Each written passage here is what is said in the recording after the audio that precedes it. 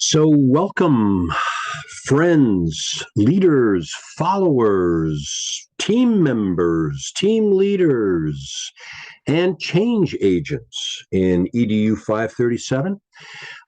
We are up to week 10, and it's been a wonderful journey for me.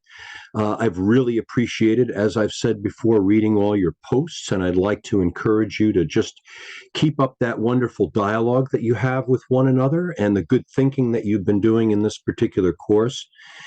This week, we're focused on Ernest Shackleton, and we're focused basically on two ideas. The idea of crisis, with Shackleton faced on the ice in Antarctica, and the idea of change, which is closely associated with crisis because some of the movements and some of the adjustments that team members and group members and organizations have to make in the face of change are similar in some ways to what happens in a crisis, because there is a lot of emotion, there are a lot of feelings that are sort of tangled up in that process. And we as leaders, particularly because we'll be asked to create change as literacy specialists in schools, we want to have some sort of a purchase on what that's going to look like and what we can do as leaders to be able to make that change easier and that transition easier. And Shackleton has a lot to teach us in that regard, and so do several other thinkers. So what I'm going to do is share with you our handout for this week. And we're focused on the idea of change and focused on the idea of how we transition from one state of work, one state of being, one state of understanding to another state of understanding. So Shackleton's a good person to be looking at and a good leadership profile to be examining this week and for this particular idea. We saw at the beginning of the semester, and we had sort of resurrected the idea last week of the how do you define leadership, and are leaders made or born? And we know that there's the great man theory, the great event theory, and there's transformative leadership as well. So the great man and great event theories sort of combine around this idea of crisis, especially for Shackleton, and they can for you as literacy specialists also. And ultimately, that notion of transformative leadership, where the leader and the followers raise one another together to higher moral understandings and greater performance, is really important, kind of should be in the background of our thinking about change and about Shackleton this week. So as I said, Shackleton's a great example of change and of leadership in crisis, but there are several really seminal thinkers on change, and you can see them listed here, and we're going to walk through them a little bit and talk about what they can teach us about change and the process of change. So let's say, for example, you are developing or you've been tasked by administration to develop a new reading program at your schools. And this can be a very contentious sort of thing. Several of you have written about different changes that have taken place at your schools that may or may not have been handled well enough for that change to really take hold, and for all teachers to envision the change, develop the change, and dedicate themselves to making that change happen. When change does take place, like adopting a new literacy program, or adopting the Common Core, or adopting a new faculty evaluation protocol at your school, there can be a lot of resistance. And part of that resistance comes about because people don't really understand or don't take into consideration how change happens. So we're going to take a look at some thinkers, and in those frames and in those contexts, talk about change and how we can work through change and transition to a higher moral ground and a better place. So our first thinker is really an interesting guy, Kurt Lewin, who ran an experiment on second and third graders back in 1947. And of course, this is before the Institutional Review Board was in place. So what he did would be suspect in some ways under a typical IRB in the present day. But he was able to do this because there were no guidelines and there were no sort of guideposts as far as developing research in 1947 as there is now. So essentially what he did is he took 2 second grade classes in the same school, and he gave one of them a teacher who was collaborative and cooperative and sort of taught people to engage with one another, engage with the material, and engage with the teacher in relationships and learning from a collaborative and cooperative sense. And another teacher who was authoritarian, who really just sort of laid down the law, didn't accept student voice, wasn't really interested in creating that kind of dialogue among students and that dialogue with the teacher. And he essentially measured the results or observed the results in the students in both cases. And of course, as you might suspect, the students were very lively, interested, and engaged in the cooperative classroom, and they were sort of downtrodden and somewhat sad and inactive in the authoritarian classroom. But then to add a twist, he reversed the two classrooms the following year. So he took all the students who were in the collaborative classroom and put them in an authoritative classroom, and all the students who were in the authoritative classroom and put them in the collaborative classroom. And what he discovered, as he says here, is within a very short amount of time, the students who had been collaborative before, when they were in an authoritative classroom, suddenly became downtrodden and inactive and sort of impartial and very passive to the kind of learning that was going on. And the students who went from the authoritative classroom to the cooperative classroom needed a lot longer time to get into the idea of a collaborative classroom and a cooperative arrangement, something more along the lines of a democracy, and it took them a long time to sort of break away from and realign themselves to the notion that this was collaboration, as opposed to the authoritarian point of view that they had the year before. So from this, Lewin basically said, authoritarianism is easy. It's easy to come down hard. It's easy to maintain order. It's easy to insist that people follow the rules at all cost. And it's hard to get students and to get teachers and to get anyone, in effect, to accept the idea of responsibility and accountability and accept the idea of decision making and the collaboration and cooperation that's part of a democratic organization and part of a democratic ethos idea, right? So this speculation, this was really the first time that someone looked at change and looked at radical change. And from that came various theories of change and ideas about change that can be helpful for us as teachers. So next we've got our friend Edgar Schein. We saw him in the organizational analysis week. I think that was week 2 when we talked about how organizations are shaped and developed, the idea of a mission, the idea of norms being established, and the idea of all sorts of people living and educating themselves to those norms, to those means of perpetuating, keeping the organization going based on the values and missions or not based on the values and missions, because sometimes, as we know, and in your investigations, hopefully you're able to see that there's some misalignment occasionally that takes place between what an organization says it's going to do and what an organization actually does. So Shine developed those ideas largely from looking at change.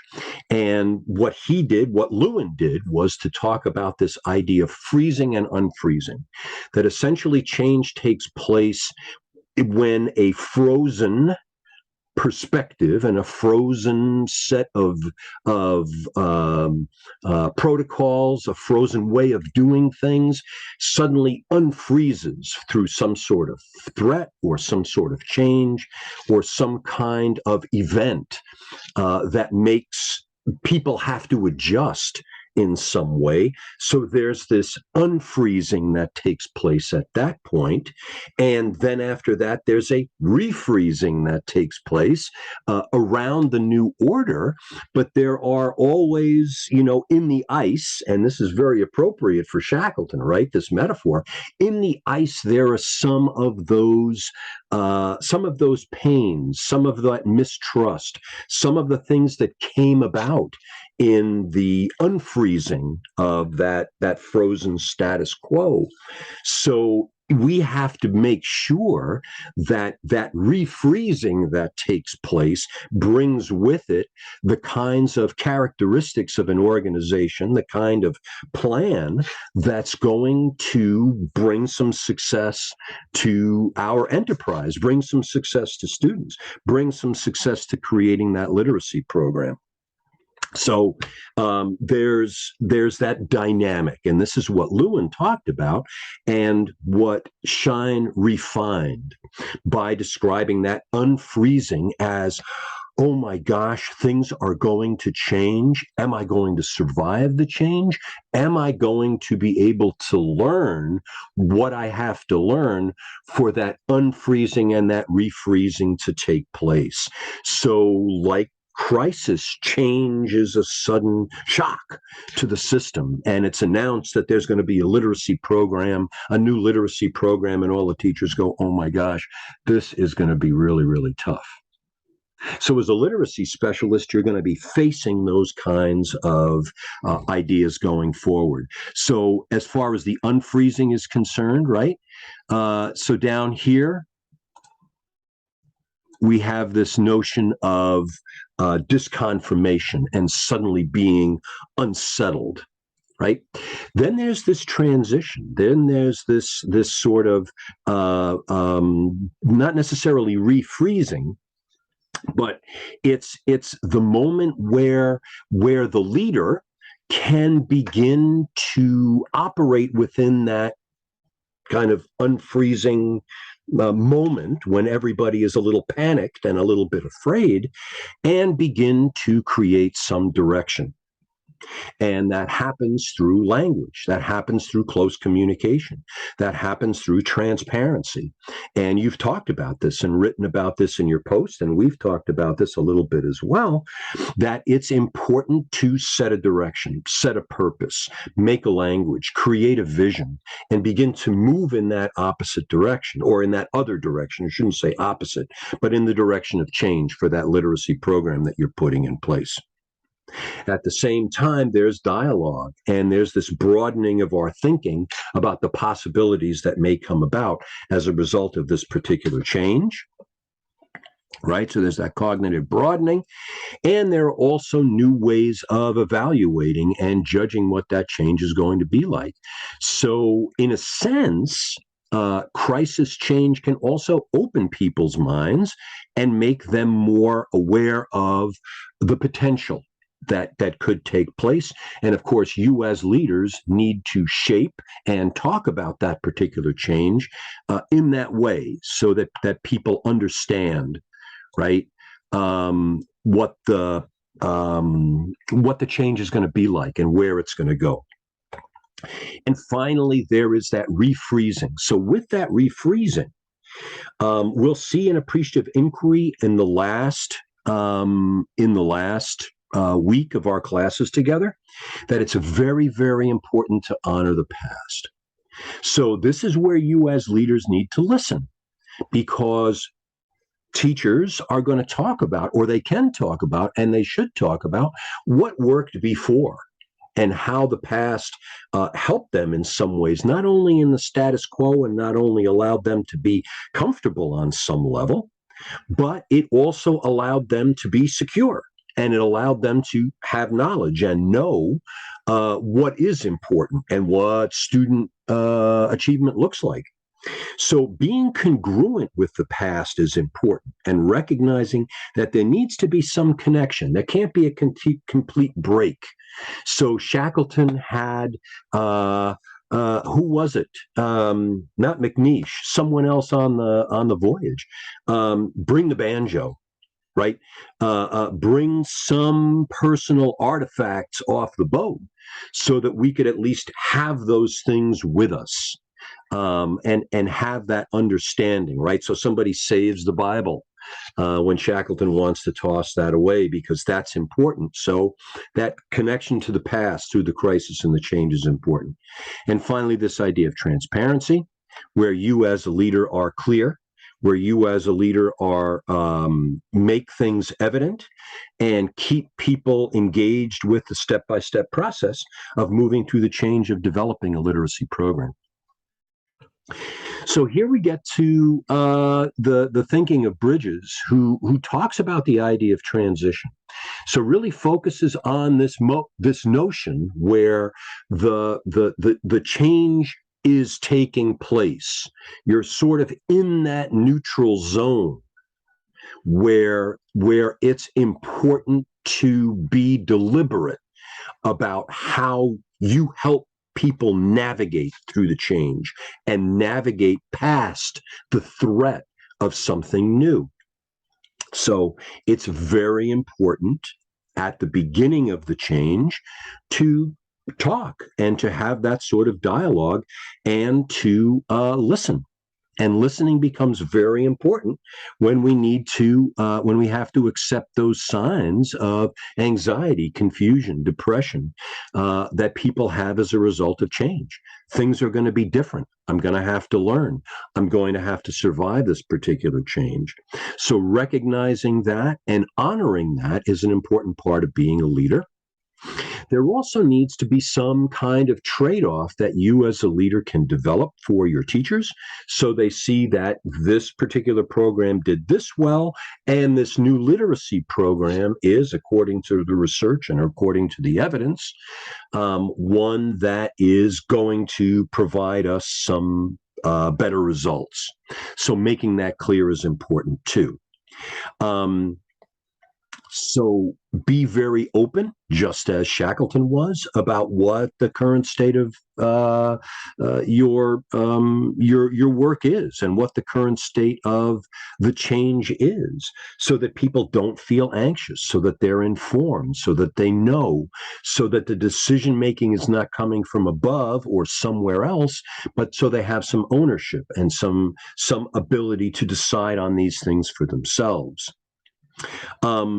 Kind of, honor the past and decide what's good and what do we want to keep about what we had been doing before, and how student achievement had been affected well before. Mark the ending. So basically say, at this point, we're going to say goodbye to that previous state. Fernando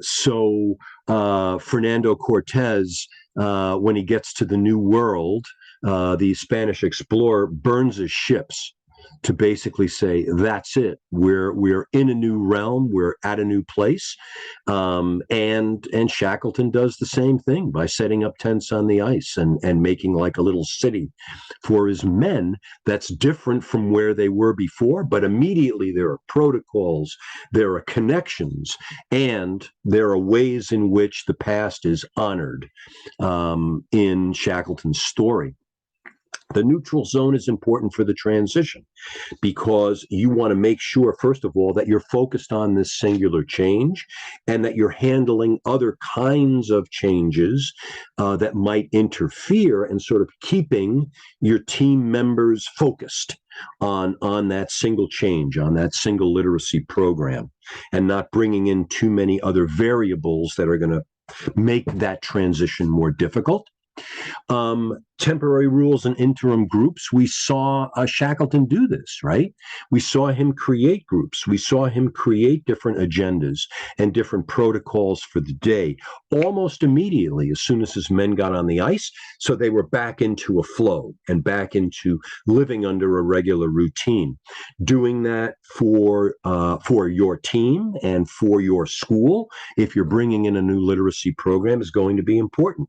So setting up subgroups to study the new literacy program or the set of literacy programs that you're going to have to decide among is going to be an important step in the process. But in addition, you need to set some sort of direction. You need to reconfigure those different goals.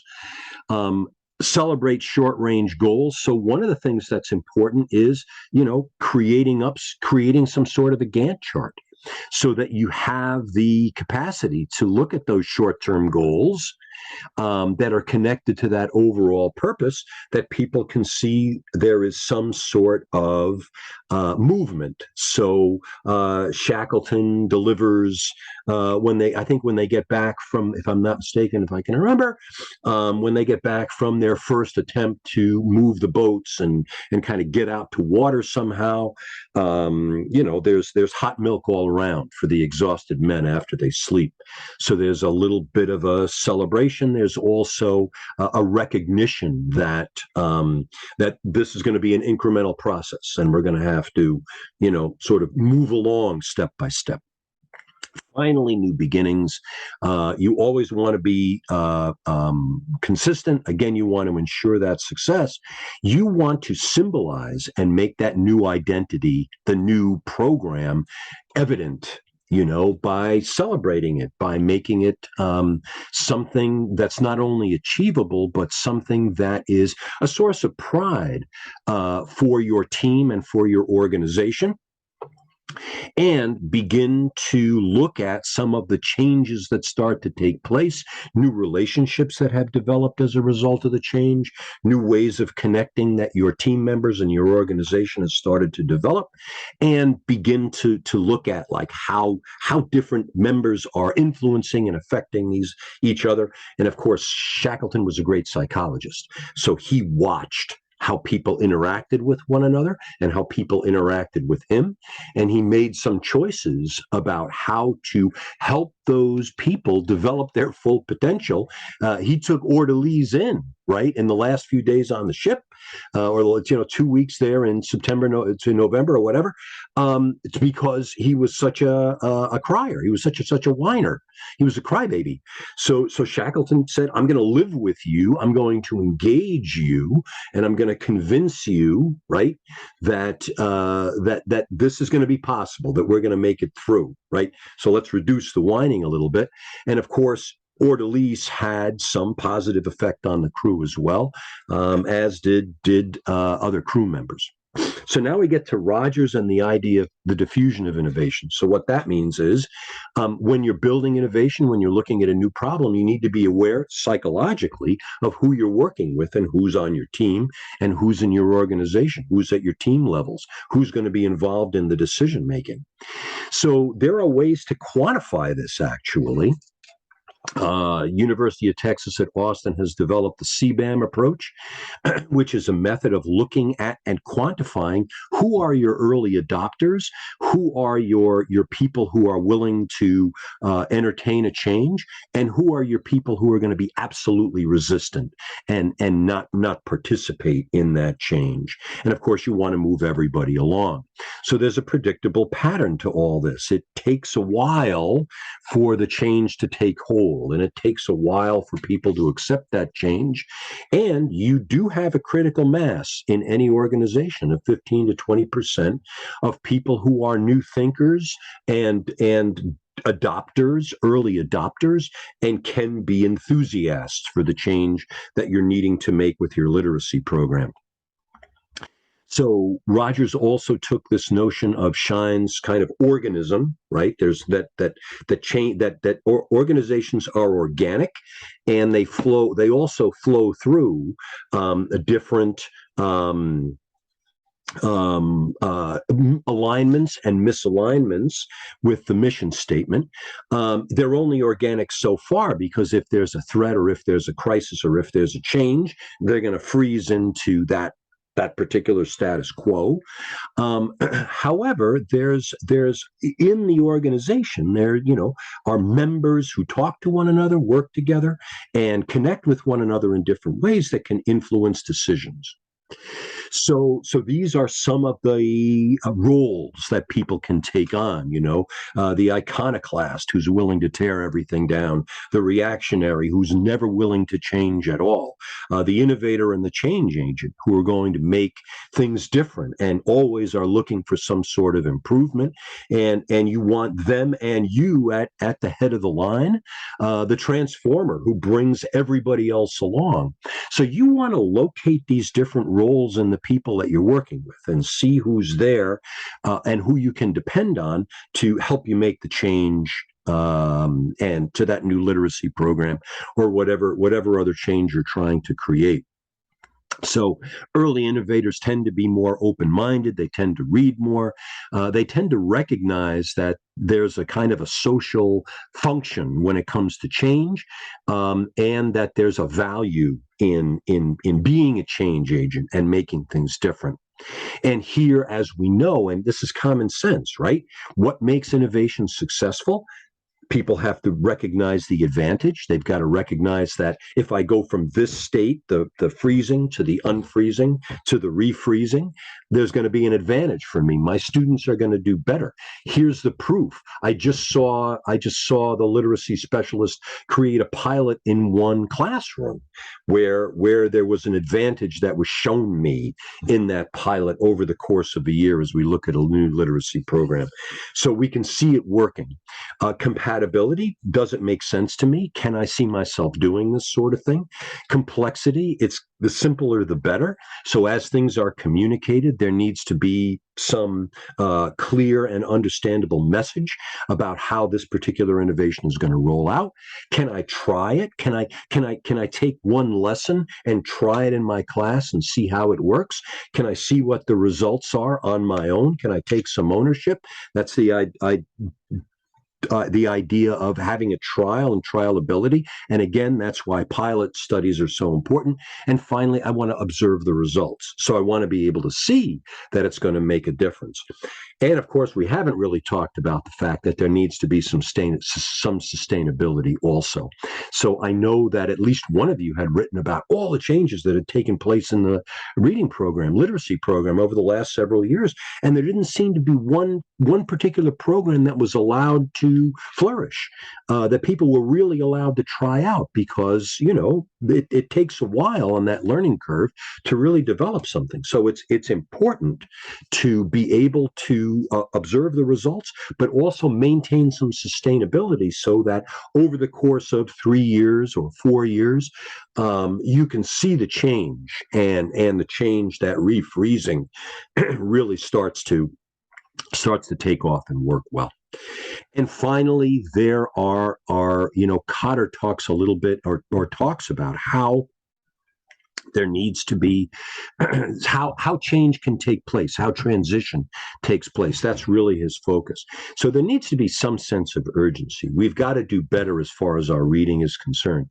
If the reading is working, if the program is working, don't change it. But if you want something better, and if there are some better alternatives available, here's what we have to do to make things better. So you're going to build the case for that new literacy program. You're going to build a coalition, so we know that Shackleton was very careful, or tried to be very careful, about who he brought on his crew and what his team members were like. Very important always to create a vision. I can't emphasize that enough. That's coming up again and again in the literature that I'm reading.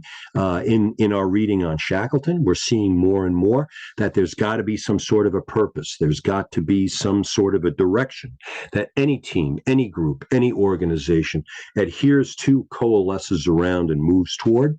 That vision needs to be communicated, and communicated on a regular basis. So bringing us back to purpose, bringing us back to vision in meetings is also important. empowering others, so giving people responsibilities in the way Shackleton did, planning and creating short-term wins, so making sure that through a Gantt chart, for example, you've got different roles, you've got different jobs, and you're creating timelines. And when those timelines are met, there's some celebration in going forward. And finally, you're going to consolidate those improvements. So there's going to be some reflection. There's going to be some ability to sort of talk about what the changes have been like, and how this has been changing, what's been working, and what can be improved, so that ownership continues for you and your team members going forward. So I'm going to end there. I don't think I have an assignment to talk about, except that I do recall that in week 11, I think, the videos on your coaching, your teacher are going to need to be turned in. So if you have questions about that, by all means, let me know. I'm going to let you go. Thank you so much for listening to me, and for kind of walking through the ideas of change. I hope they're helpful, because you as a literacy specialist are going to be in charge at different points of literacy programs, change in your school, and making that change work for everybody, using these kinds of steps and these kinds of observations that thinkers and writers have been able to make, and experimenters, researchers have been able to make over the years, can be helpful. So I'm going to let you go. Thanks very much. Thanks for listening, and we will see one another live next week, and in the meantime, online this week. So take care. I hope you have wonderful weeks, and I appreciate your joining me.